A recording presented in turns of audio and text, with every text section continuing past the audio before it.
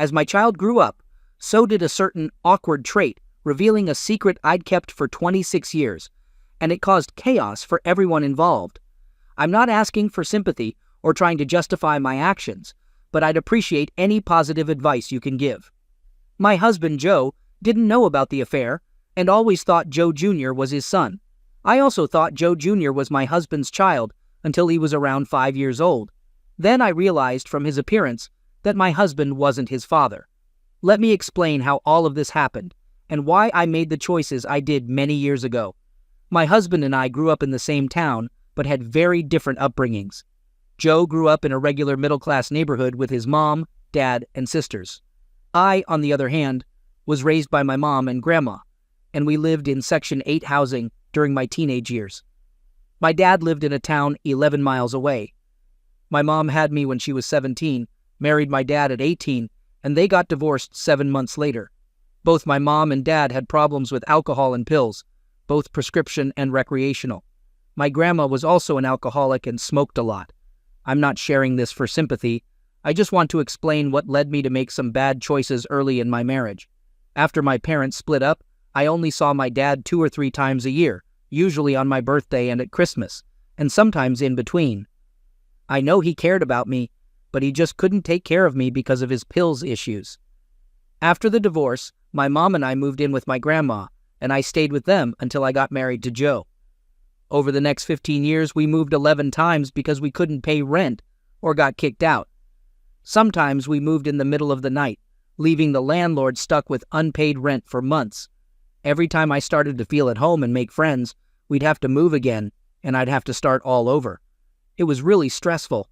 My mom and grandma changed jobs almost every year, sometimes even more often. They'd work different low-paying jobs until they got tired of it or got fired. They also stole from the places they worked, and they were both shoplifters as well, getting caught for stealing small things multiple times over the years. My grandma had my mom when she was 16 and never got married. Both my mom and grandma had lots of boyfriends over the years, including many one-night stands. None of their relationships lasted more than a few months. But I want to be clear, I was never left alone, and they always made sure I had food, clean clothes, and a comfortable bed. My upbringing wasn't typical. The environment wasn't good for growing up, and because of that, I ended up following the same path. In high school, I had 7 boyfriends, and one of them got me pregnant. Even though I wanted to keep the baby, my mom and grandma convinced me otherwise, just like they did when they were teens. I still regret it today. Then, a new person came into my life. Joe was like my guardian angel. He truly seemed like my perfect match. I met him while I was working at an ice cream stand in our town. One day, he walked up to the window and asked for my recommendation. We chatted for a few minutes, and within 5 minutes of meeting each other, he asked me out on a date. I was 17 at the time, and he was 21. Even though we were very different, we clicked right away. Joe was finishing up college and about to graduate, while I was finishing high school. He was a top student, and despite my challenging environment, I also did well in school, maintaining an A to B average. We started dating as friends for 3 months, and we didn't even kiss until my 18th birthday. I'll never forget that night. It was really special. He took me out to dinner on one of those old paddle wheel boats that cruised the river. After dinner, we stood on the deck admiring the beautiful scenery, and suddenly he hugged and kissed me, saying he loved me. I said it back. Things escalated quickly, and we fell deeply in love. Joe graduated and landed a job in the biggest city in our state. He didn't want to leave me alone in an unfamiliar place, so he asked me to move with him. We lived together for 4 months, and then decided spontaneously to get married at the courthouse. You might be wondering if Joe knew about my past. Yes, he knew everything. Our parents didn't know until we told them. My mom, dad, and grandma were happy for us, but Joe's parents were upset. They were okay with Joe dating me, but didn't want him to marry me because of my reputation in high school and my family's history with pills. Luckily, Joe didn't care about any of that, and we started our married life together. Joe bought us a small house in an up-and-coming neighborhood in the city, using money from his parents for the down payment and getting a high-interest loan to finance it. We struggled to make ends meet and had minimal furniture for a long time. Joe was busy with his new job, leaving me alone in our unfamiliar city. To keep busy, I found a job at a nearby frozen yogurt stand. It was a good way to get out of the house and meet people in the neighborhood. That's where I met our neighbors, Cheryl and Charles. They were in their early 40s. Charles drove trucks, and Cheryl was a stay-at-home mom with 5 kids. They were the only ones in the neighborhood who weren't wealthy, more like the folks I was used to. Once we got to know each other, I'd often hang out on their porch, chatting for hours. They were really kind to me and became like family, especially since Joe was working so much. But let me get straight to the point. One week, when Cheryl was in the hospital and Joe was out of town for work, Charles saw me after my shift and asked if I wanted to grab a bite to eat at a local fast food joint. I was tired after a 10-hour shift, so I said yes. After eating, we headed back to our street, and I mentioned to him about a leaky shower faucet we had that I couldn't fix. He offered to fix it, which he did, and then we sat on the couch and talked. We ended up being close that night. He left at 2 a.m. so nobody would see him. The next night, he sneaked over again after midnight and stayed until morning. After our second time, I felt really guilty, and we both decided to stop and not talk about it anymore. It's strange when I look back on those days now. I don't know why I did it. I wasn't attracted to Charles at all. He wasn't good-looking or muscular. He was short, wore old clothes, and didn't have much money. I think we bonded because he reminded me of my dad. After that, I focused completely on Joe and asked God to forgive me for what I'd done. I promised God that I'd spend the rest of my life making it up to my husband, which I've done. Joe came back from his trip, and we went back to our married life as usual, except now I was even more caring and loving than before. 6 weeks later, I found out I was pregnant. Yeah, I knew there was a small chance the baby might not be Joe's, but I never thought it would happen. Joe and I were together every day, sometimes more than once, except for the 3 days he was away for work. I was only with Charles those 2 nights, and both times he made sure to pull out. After that, I never spoke to Charles or Cheryl again, and I never saw them either. About a week later, they moved out suddenly in the middle of the night, without saying goodbye to anyone. It turns out their house was being foreclosed, but they never told anyone. Instead, they just left before they could be evicted. Everyone in the neighborhood was surprised. My pregnancy was really tough, and I had to stay in bed for the last 2 months. My husband took care of me so well, and it just made me love him even more, if that was possible. When I was 19, I had our son, and we named him Joe Jr. Joe was over the moon, so proud to be a dad. At first, for a few years, I really believed Joe Jr. was Joe's kid, but by the time he was about 5, I could see he wasn't. While his hair and eyes looked like Joe's, his face, body shape, and even the shape of his head were just like Charles and his sons. My husband didn't know Charles or Cheryl that well, so I figured my big secret would stay hidden. Luckily, back then, we didn't have those home DNA tests like we do now. But then it happened. To make things worse, after Joe Jr. was born, my doctor told me I wouldn't be able to have any more kids because of the tough pregnancy and all the scarring it caused. When I found out, I asked Joe to adopt another child, but he said he was happy with me and our son and didn't want more. I kept pushing because I thought having another kid would strengthen our bond in case Joe Jr.'s real dad ever came out. Finally, after 5 years, Joe agreed, and we adopted our second son, who we call Stevie. Now, we were a happy family of 4. My boys looked up to their dad, and he adored them. They were really close, especially Joe and Joe Jr. Joe is tall and fit, over 6'2", while Joe Jr. is shorter and stocky, like his real dad. It bothered Joe Jr. because he wanted to be more like his dad, but couldn't match his physical or academic skills, no matter how hard he tried. But Joe didn't care. He always told Joe Jr. he was great just the way he was, and encouraged him to be himself. "Joe, don't try to copy me. Find your own path and do what makes you happy," he always said, boosting his confidence. Eventually, Joe Jr. found his passion in trade school, where he learned plumbing. Now, he has a good job, making good money, and he's married with a baby. Joe was his best man, and he named his son Joe III. It seems he adores his dad more than anyone else.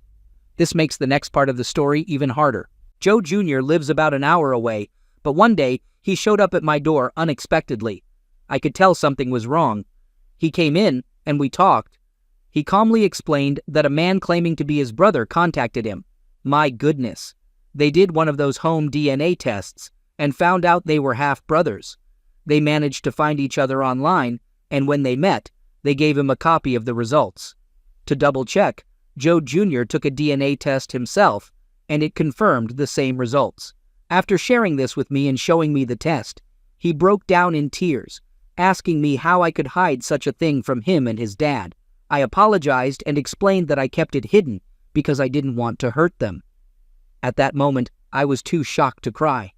All my focus was on comforting my son. After a few minutes of tears and silence, he looked up at me with anger and accused me of being a terrible person. I insisted I wasn't, and that it didn't matter who his biological father was because Joe would always be his dad. But then Joe Jr. said, "Yes, Joe is my father, but from now on, you are not my mother."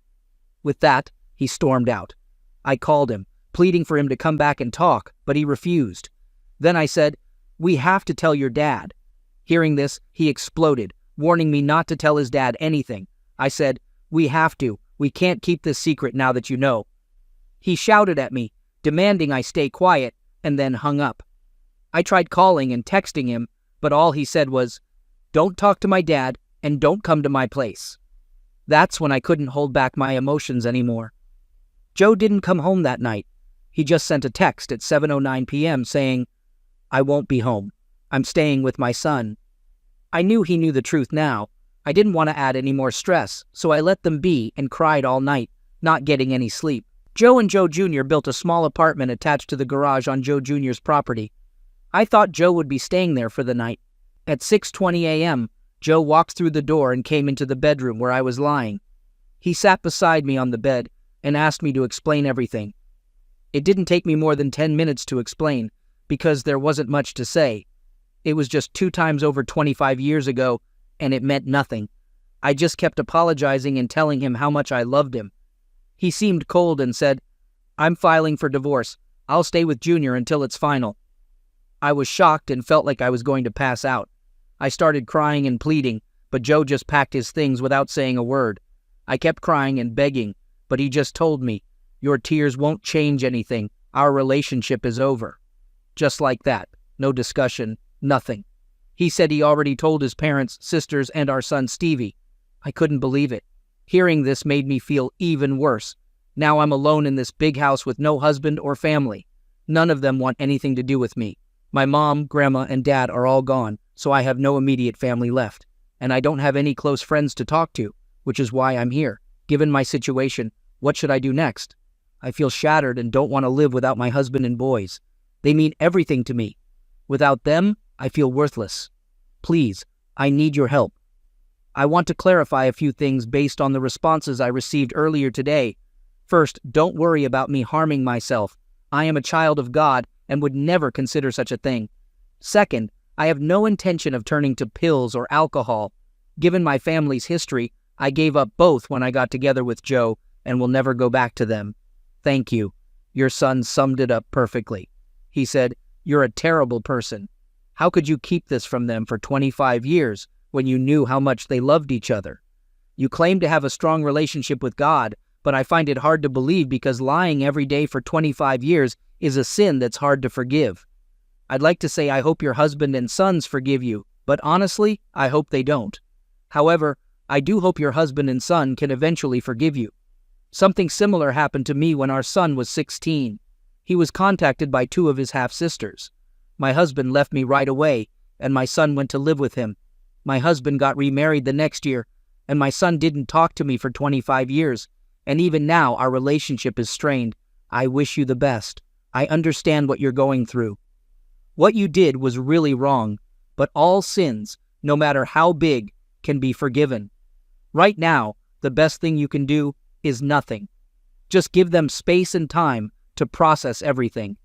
My hope for you is that your husband and both of your sons can eventually forgive you and cherish the good times you've had together. However, I'd understand if your husband and older son struggle to forgive. If I were your husband, I'd file for divorce immediately and might even take legal action against you, maybe even for paternity fraud. And if I were your son, I'd cut you out of my life completely. You've shown yourself to be selfish and uncaring. What makes your actions even worse is knowing you couldn't have more children. This means your husband could never father a biological child with you, so you continued the lie and pressured him into adopting a child. Do you realize how deceitful this is? I hope one day you face the consequences, and I hope your husband finds happiness and has as many children as he wants. You're truly wicked. Thank you for your responses, everyone. Many rightfully criticized me, and I deserve it. I understand what I did to my husband and son was incredibly cruel and likely caused them psychological harm. I wish none of this had happened, and I deeply regret cheating. I still can't understand why I did it.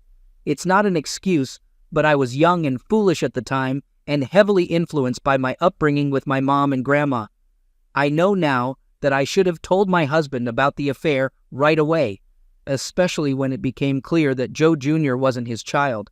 It was purely selfish of me because I didn't want to lose my family.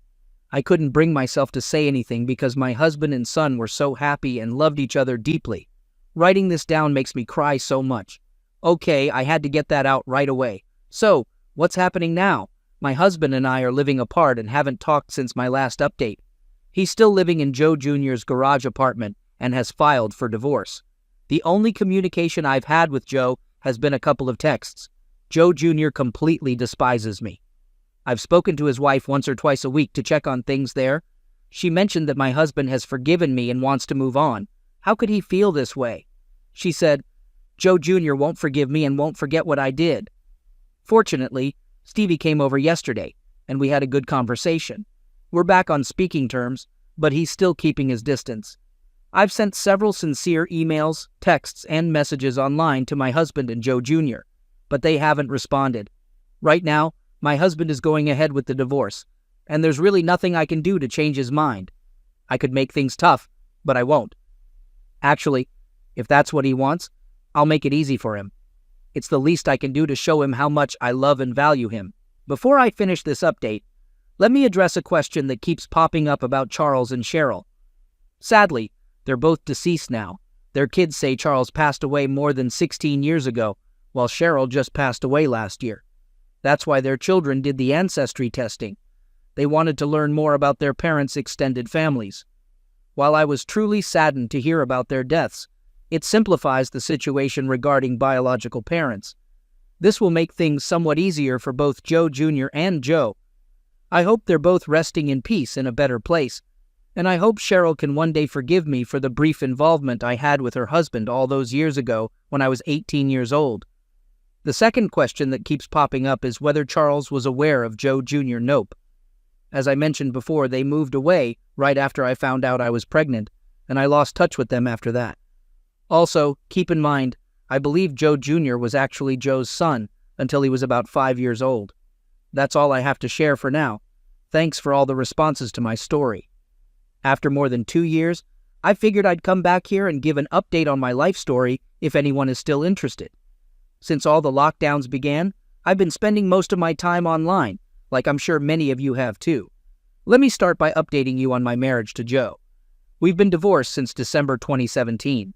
I did everything I could to salvage our relationship, but when he learned about my affair and the truth about Joe Jr.'s paternity, he was finished with me. I admit what I did was awful, but I can't grasp how someone can suddenly shut off their feelings like he did. One day he was deeply in love with me, enjoying life, and the next, all the love was gone. I just can't comprehend how that's possible.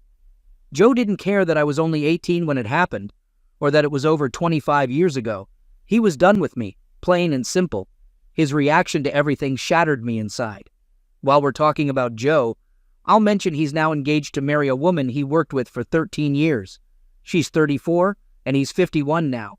He wasted no time moving on after our divorce was finalized. Great. I think he was involved with her while we were still married, but my daughter-in-law insists that's not true.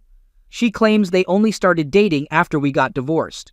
According to her, Joe Jr. and Stevie will both be the best men at their dad's wedding. She also mentioned that my ex-husband's fiancée is an amazing woman, and they're planning to have several kids together.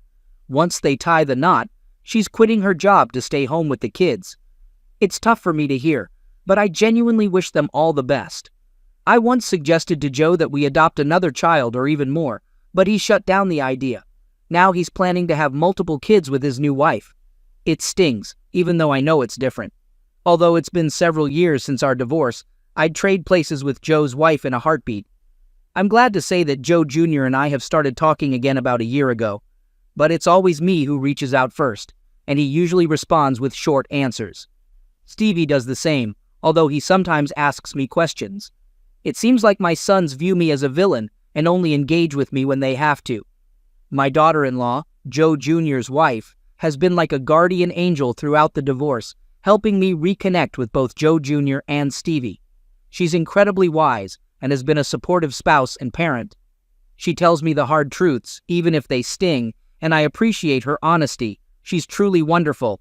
I think that covers everything I wanted to say. I wish I had better news, but things are slowly improving each day. Joe was fair in the divorce settlement, and now I have a job doing data entry at the university, so finances are stable.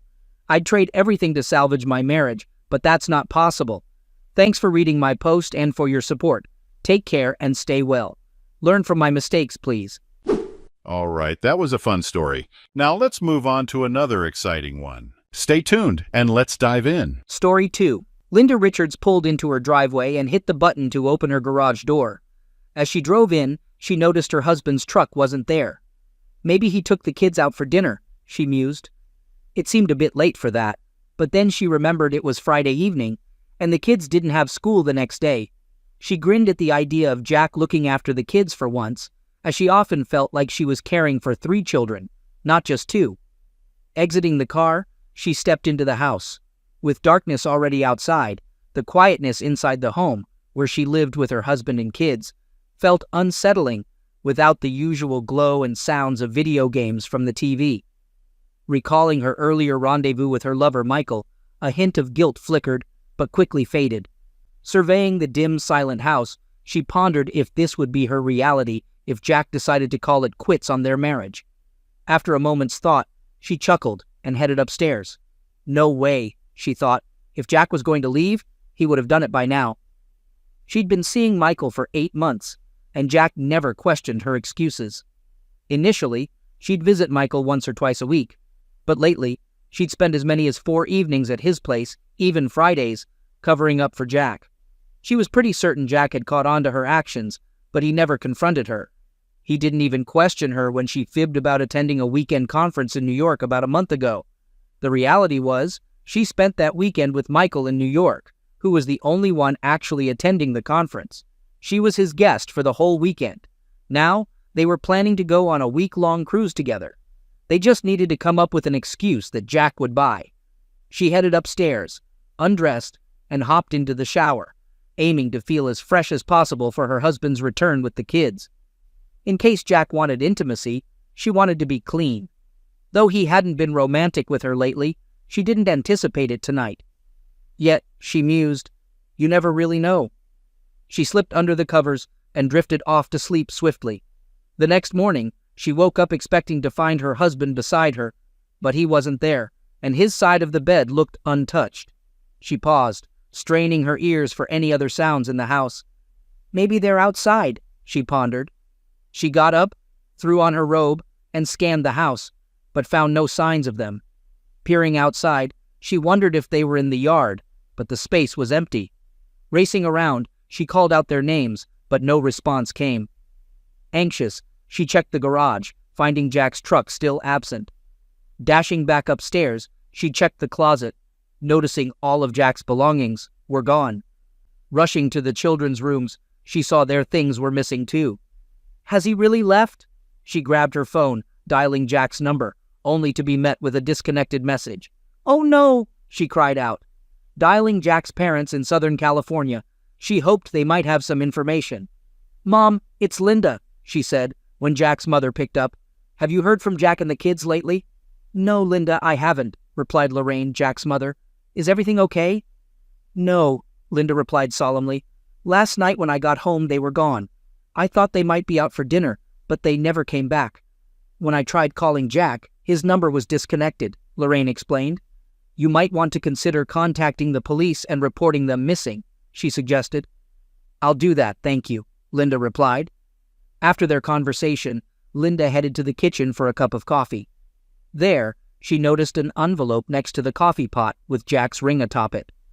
Curious and anxious, she opened the envelope and found a typewritten note from Jack. Sitting down with her coffee, she read the note. "Linda," it began, "in case you haven't realized, I'm leaving. The kids are with me and they're okay. It seems you forgot that yesterday was our 15th anniversary. Instead of being with me, you chose to be with Michael Freeman, but honestly, I'm not surprised. This isn't the first time you've missed an important family event. Last month, it seems you forgot that Jason turned 13. I told him you were tied up with work and couldn't make it, but I knew you were actually in bed with Freeman. Remember how you did the same thing for Allison's birthday 3 months back? She was devastated when she found out you chose your lover over her. And what about Jason getting hurt playing football at school 2 months ago? You weren't there for him because you were with Freeman. The school tried calling you, but you said you were in a meeting. Then, imagine my shock when the investigator told me you and Freeman were getting cozy at the Hilton that day. I've known about your affair with Freeman for a while now, and so do the kids. I also know about that supposed New York conference and the cruise you two are planning. You don't have to lie to me anymore. You chose Freeman over your family, so I took action. I hoped you'd end it with him and come back to be my wife and the mother of our children. Maybe we could have fixed things, but you decided against it. You've been pretty much absent lately, so now it's my turn to take action. I'm leaving, and since you seem uninterested in the kids, I'm also suing Michael for alienation of affection, which is a crime here. I might not be able to do it, though. I'm also suing Michael for alienation of affection. I may not be able to do it. I'm also suing Michael for alienation of affection because it's illegal here. I might not get much, if anything, but that's not the point. It's about the principle. You see, I teach kids that bad decisions come with consequences. Since you picked your lover over the kids and left them with me for 3 or 4 nights a week while you were with Freeman, I'm asking for custody of the kids, and you might have to pay child support. Since you earn well, I'm not asking for spousal support. I won't stop you from seeing the kids, but you'll have to get a passport and pay for your own travel because we're moving to Australia. I got the promotion and will be in charge of our company's operations there for at least the next 5 years. I wanted to share this good news with you, but you kept spending your evenings with Freeman, so I never got to celebrate my promotion with you. You'll find a signed resignation letter in my desk's top drawer. I'm leaving you the house and half of our bills. I removed my name from everything, so it's all yours now. Enjoy. By the way, if you contest the divorce, you could end up being the next internet sensation in porn. Besides your resignation letter, you'll find a package with some explicit photos of you and Freeman together. These are just a few clips from the many hours of video I recorded with both of you. I wish I could say the last 15 years were great, but I can't. The first 13 were okay, and I gave you all my love, but obviously it wasn't enough for you. You've been distant for the past year or so, and you've rejected all my attempts to reconcile, offering weak excuses for your constant absence. You might have noticed that we haven't been intimate for a while. Honestly, the idea of being with you now disgusts me. You might have thought I didn't care about what you did because I never physically stopped you. You know I'd never force you or tell you what to do. That's just not who I am. But the truth is, you hurt me more than you realize, and I can't get past it. So please spare me the cliches and nonsense. You should know that in all the years we were together, I never even considered cheating on you. You and the kids were always my top priority. But for the past 8 months, you haven't been there for any of us. Now it feels like we don't even exist. I hope it was worth it for you. Don't try to reach out to me or the kids. They might reach out to you if they want, but I'll warn you, they're not too happy with you right now. If you need to say anything, talk to my lawyer. Their business card is in this envelope. Goodbye, Linda. The letter ended with a simple signature, Jack. With tears in her eyes, Linda folded the letter and put it back in the envelope. She placed Jack's lawyer's business card on the table, deciding to call on Monday. She dialed Michael's number on her cell phone, and he picked up after the second ring. "What happened?" Michael yelled when she explained Jack's actions. "That guy. You said he was okay with everything. I figured he knew, but he never tried to stop me," she said. "Now, they're all gone. What do I do?" she cried out. "Should I come over?" he offered. "Please," she pleaded. Michael headed to the house, ignoring the man parked nearby in an ordinary car. "Thanks, Mom," Jack said to his mother, after she finished talking to Linda. "You're welcome, son," she replied, embracing him. "Promise me you'll call when you arrive in Melbourne," she said. "I will, Mom," he assured her. The kids hugged their grandmother one last time, and all three of them went to the airport. It marked the beginning of a new journey for the children and the end of a 15-year chapter for Jack. A part of him felt a twinge of longing for Linda, but another part felt relieved to be free from her. After enduring 8 months of her affair with Freeman, he felt like it was a fresh start. He decided it was time to begin anew. True to his word, Linda was handed divorce papers at her workplace the following Monday. The process server publicly announced the reason for the divorce: adultery and neglect. Linda felt a wave of embarrassment as her co-workers glanced at her. Michael Freeman was being sued for causing alienation of affection. Linda reached out to Jack's lawyer, who advised her to either sign the papers or seek her own legal representation. After consulting with several attorneys, she realized Jack's offer was as reasonable as it could be given the circumstances. Reluctantly, she signed the papers and sent them back to Jack's lawyer. Meanwhile, Jack had settled into his new apartment in Melbourne, and the children were adjusting to their new surroundings, although it took some time for them to feel at home. Jack carefully read the email from his lawyer, eager to see the latest updates. He was glad to hear that Linda had signed the papers, but he wasn't happy about her moving Michael into their old house. Well, he thought, it was bound to happen sooner or later. The divorce went through quickly because Linda didn't contest it. The court ordered her to pay a bit of child support, which she did without any fuss.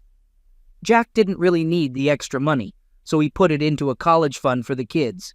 Freeman settled things with Jack's lawyer outside of court, and that money also went into the children's college fund. Over the next couple of years, Linda sent the kids Christmas and birthday cards, along with a short note to each of them. From these notes, Jack found out that she sold the house and got married to Michael, who later cheated on her. After a bit of online searching, Jack discovered that the woman Michael was seeing was married herself, and her husband wasn't too pleased about being deceived. As a consequence, both Michael and the woman faced consequences, and the husband ended up behind bars. Jack wasn't surprised at all. Once a cheater, always a cheater. Linda kept promising to visit the children, but never followed through. Jack wasn't shocked by this either. Eventually, the kids stopped taking her promises seriously and began to see them as empty words. Over time, the postcards and letters became less frequent, and after 3 years, they ceased altogether. On the flip side, Jack met Chloe, a lovely blonde woman, originally from Adelaide. She had moved to Melbourne 5 years prior, after her husband left her for someone else. They dated for nearly a year before Jack proposed. "Are you sure about this, Jack?" she asked. "You know I can't have children, and that's what led my first husband to leave." "Your first husband was a fool. I've never been more certain of anything in my life," he replied. "I love you deeply and want to spend the rest of my days with you." "I love you deeply too, Jack," she said. "I want to spend my life with you, but what about your kids? Will they accept me as their stepmom?" "Let's ask them," Jack replied. The next day, Jack and Chloe were at his place watching the kids. "Guys, I love Chloe and asked her to marry me," he told them. "But I want to know what you think. Will you welcome her as your stepmom?" "No," Allison said, surprising Chloe. Jack looked at his daughter in shock. "Why?" he asked. "Because, Dad," Jason chimed in, "we want her to be our mom, not just a stepmom." "Is that true?" Chloe asked.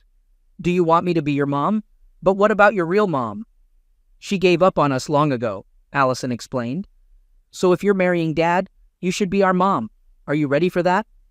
Chloe was stunned, then looked at Jack and back at the kids, embracing them. "Of course," she said, tears rolling down her face. "I'd love to be your mom." A couple of months later, Jack and Chloe tied the knot in a small outdoor wedding.